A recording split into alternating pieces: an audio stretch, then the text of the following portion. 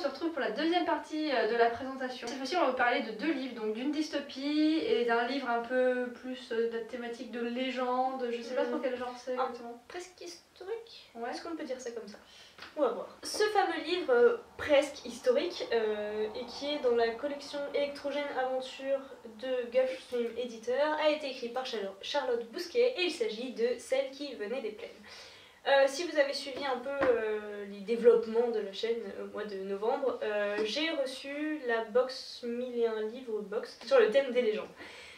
Et j'avais reçu ce livre aussi et j'avais pas été particulièrement emballée en le découvrant dans la box. Mais finalement, petit à petit, à force de le voir dans ma bibliothèque, ça m'a quand même intriguée. C'est l'histoire d'une jeune femme métisse qui est en quête de liberté et de justice et qui surtout s'accroche à ses racines qu'on tente de lui arracher. Et donc, je me suis lancée et c'est super addictif. D'abord, je tiens à dire que c'est extrêmement pédagogique. Alors, si vous connaissez un peu l'histoire des Indiens d'Amérique, peut-être que ça vous apprendra moins de choses qu'à moi. Pour ma part, c'est quelque chose que bien sûr, je savais que c'est un peuple qui a énormément souffert. C'est quelque chose qu'on apprend tous finalement à un moment donné ou à un autre, mais qui n'est pas développé en particulier dans notre éducation européenne. En même temps, c'est pas trop notre histoire non plus. Donc, je connaissais, mais je n'avais pas finalement vraiment appréhendé les choses. Et ce livre-ci est extrêmement pédagogique dans le sens où il nous apprend, il nous met dans cette ambiance de lutte pour la liberté. On découvre voilà, ces Indiens qui ont abandonné, qui se sont soumis, qui vivent dans des conditions effroyables, qui voient leur seul moyen de subsistance, donc je pense aux bisons qui sont exterminés en fait. Voilà, c'est peut-être glauque, c'est peut-être triste, mais c'est criant de vérité. Et dans ce contexte-ci, on va suivre une héroïne qui s'appelle Winona et qui est, comme je le disais, est prise de liberté et de justice et qui va lutter pour conserver ses racines qu'on tente vraiment de lui arracher. Elle a été envoyée dans la mission Saint James, donc quand les catholiques, oui c'est les catholiques, hein, qui convertissaient de force ces peuples qu'ils jugeaient impurs.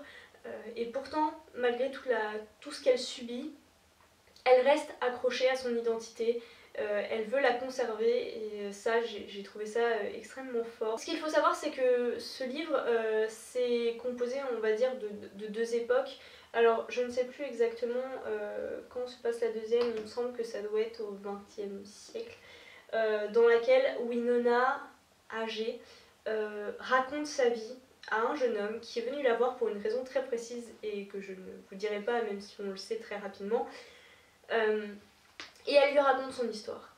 Et ce que j'ai trouvé très fort, c'est la façon dont elle arrive à raconter cette histoire alors qu'elle sait très bien pourquoi il est venu la voir. Et elle n'en dit rien. Et ça, c'est super. Et à côté, ce jeune homme qui arrive avec une volonté farouche, va lui aussi énormément évoluer. Et donc voilà, en dehors du contexte de l'histoire des Indiens d'Amérique, il y a toute cette partie-là aussi qui est très intéressante et très sympa. Donc en fait, on oscille entre la période présente avec Winona et le jeune homme, des extraits d'un livre qui s'appelle Les Steelmen en fait, et qui raconte l'histoire de cow-boys et mercenaires. Et les dernières parties sont aussi des lettres qu'écrit le jeune homme, et enfin voilà l'histoire de Winona, donc dans le passé. Et en fait tout ça, ça rend un roman assez dynamique, assez rythmé, et c'est très sympa, très addictif. Le suspense aussi est très bon. On retrouve des noms qui, si comme moi vous avez un tout petit peu de notion de l'histoire des Indiens d'Amérique, vont vous parler. Vraiment, l'univers, je ne veux pas parler d'univers dans ce cas-là, mais très très réaliste. Et j'ai vraiment beaucoup aimé, c'est un gros plus. Avec ce roman, je découvre l'écriture de Charlotte Bousquet, que, il me semble, Lecture en B aime beaucoup. Je comprends pourquoi. On passe à de la dystopie, je crois que c'est une des premières fois qu'on parle de dystopie sur notre chaîne. Non, peut-être pas, mais c'est très rare qu'on parle de dystopie. Et d'ailleurs, je pense que c'est ma seule lecture dystopique de 2017. Il s'agit de l'autre côté du mur. J'ai la version intégrale, donc c'est-à-dire avec le préquel, dont je vais aussi vous parler. On se place dans un endroit où on ne sait pas exactement ce que c'est, on n'a pas vraiment de nom. En fait, c'est comme une grande école, on va dire, avec dortoir, etc. Où des jeunes filles sont élevées par des femmes qui sont appelées les mères et qui les éduquent pour les aider à développer leur art. Donc en fait, chaque petite fille a une affiliation spéciale avec l'art. Donc certaines sont danseuses, d'autres peintres, d'autres écrivaines, etc. etc. Et ce lien est très très important et leur permet de on va dire, contrôler une partie de la nature pour les aider à magnifier leur art. Mais il y a une interdiction, c'est-à-dire on ne peut pas se toucher entre nous, sans quoi on risque de perdre notre art. En fait, si une petite fille est touchée ou touche une autre petite fille, elle perd son art. Voilà. Qu'est-ce que je dis d'autre? Oui, et en plus de cette grande bâtisse où sont élevées les petites filles, en fait elles ne sortent pas dans le monde, on ne sait pas s'il y a autre chose autour de cette bâtisse, il y a juste un grand jardin avec un mur autour. L'héroïne s'appelle Cybèle et elle va évidemment se faire toucher par une autre fille et va donc perdre son art. Donc on va suivre ses aventures au fil du temps pour essayer de le récupérer, essayer de mieux le comprendre, essayer de mieux comprendre le monde dans lequel elle vit. Elle va petit à petit remettre en question les lois et les règles qui régissent ce monde. Ce que j'ai beaucoup aimé, c'est qu'on n'a pas une héroïne badass qui se dit tout de suite je vais me battre pour la liberté, je vais libérer tout le monde, etc. Non, c'est quelqu'un qui est très respectueux des lois de son monde, qui apprécie beaucoup sa vie et est très heureuse comme ça, mais malheureusement ça va lui tomber dessus, elle va se faire toucher, donc elle va forcément devoir se battre un petit peu pour retrouver son art, et en se battant pour essayer de réintégrer cette société qu'elle aime beaucoup, elle va découvrir qu'on lui ment peut-être sur certaines choses. Ce qui est aussi très original mais qui peut être assez perturbant et qui peut en déranger certains, c'est qu'en fait il se passe 200 pages de contextualisation à peu près. Donc on découvre tout cet univers très très complexe, donc moi ça m'a pas dérangé qu'il y ait 200 pages là-dessus, puisque c'est un univers vraiment très beau, très intéressant, décrit avec une plume très très jolie, très musicale, très imagée. Alors, vraiment la plume d'Agnès Marot, je l'ai vraiment beaucoup aimée. Et par contre, en contrepartie, il n'y a que 40 pages où il y a de l'action, où il y a un peu de bataille, etc.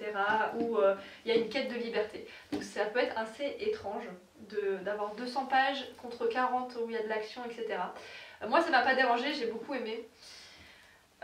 Et c'est ce qui a rendu la dystopie un peu plus facile à lire, parce qu'en général la dystopie c'est tout le temps la même chose, les mêmes schémas. On peut reprocher à l'histoire d'être un peu trop simpliste, un peu trop enfantine, disons qu'il y a des problèmes et les héros et héroïnes les résolvent un peu trop facilement. Après j'ai parlé de l'héroïne qui n'est pas badass et tout ça, mais et qui respecte beaucoup les lois de son univers, mais au fil de l'histoire elle va évoluer et bon bah forcément elle va changer un petit peu. Ce qui est marrant c'est la comparaison avec sa meilleure amie qui elle par contre dès le début se pose plein de questions. Évidemment il y a une romance dans le roman, voilà, après c'est pas le sujet principal, même s'il est quand même assez présent. Voilà, c'est mignon.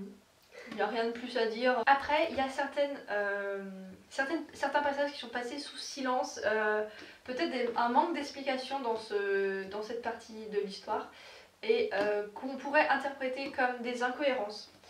Notamment avec de l'autre côté du mur, donc on se doute qu'il est question d'un mur. Donc justement, à un moment donné, il est question d'un mur, au moment donné où elle a perdu ses pouvoirs et essaye de les retrouver.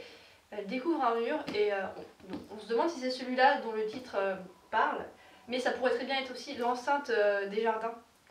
Donc, et on n'a aucune réponse là-dessus. Au final, le mur qu'elle découvre, on l'oublie très vite. Il a un rôle et puis après on l'oublie, on n'a plus de réponse dessus, etc. C'est assez étrange, mais justement, il faut lire le préquel après avoir lu cette première histoire, et on a des réponses, on a davantage de réponses, on a beaucoup d'explications, et du coup on se dit que finalement ce qu'on avait pensé comme des contradictions, etc. n'en sont pas du tout, et que c'était quelque chose de très réfléchi par l'auteur.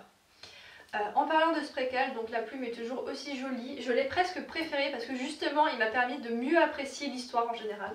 Il faut dire que le préquel, si on l'achète pas en intégrale, il paye pas de mine, hein. Le titre n'est pas très attirant, note pour un monde meilleur, on pense que c'est comme ça l'auteur qui a expliqué certaines choses mais que c'est pas vraiment une histoire, alors que si, c'est vraiment une histoire. Alors, la couverture ne fait pas très envie si vous voulez regarder à quoi elle ressemble. En fait on y retrouve un petit élément qui est rencontré dans l'histoire de base et qui est beaucoup plus développé. Donc ça se passe, en premier lieu ça se passe avant l'histoire qu'on a lue, mais il y a aussi vers la fin une espèce de suite à l'histoire qui se passe quelques temps après la résolution du problème dans l'histoire de base. Mais encore une fois c'est assez étrange parce qu'en l'espace de 1 ou 2 pages, on retrouve les personnages rapidement, on voit ce qui leur est arrivé, après il y a une grande partie qui est passée sous silence, on voit qu'il y a un nouveau problème et bim, le problème est résolu. Après, je pense que c'est voulu par l'auteur et moi ça m'a pas du tout dérangé parce que de toute façon le but du préquel c'était de nous donner des explications sur l'univers. Et le préquel est assez addictif je trouve comparé à l'autre vu qu'il y a plus d'action dans le préquel que dans l'histoire de base. Voilà, donc c'est quelque chose que je vous conseille vraiment parce que c'est très très beau. Voilà, c'est une dystopie assez rafraîchissante. Et c'est un livre que je vais lui piquer. C'est fini pour cette présentation, on espère que ça vous a plu. Si vous avez lu l'un de ces livres, n'hésitez pas à nous en parler dans les commentaires, ça nous fait toujours très plaisir. En attendant la prochaine vidéo, nous vous souhaitons de très belles lectures et on se retrouve la semaine prochaine.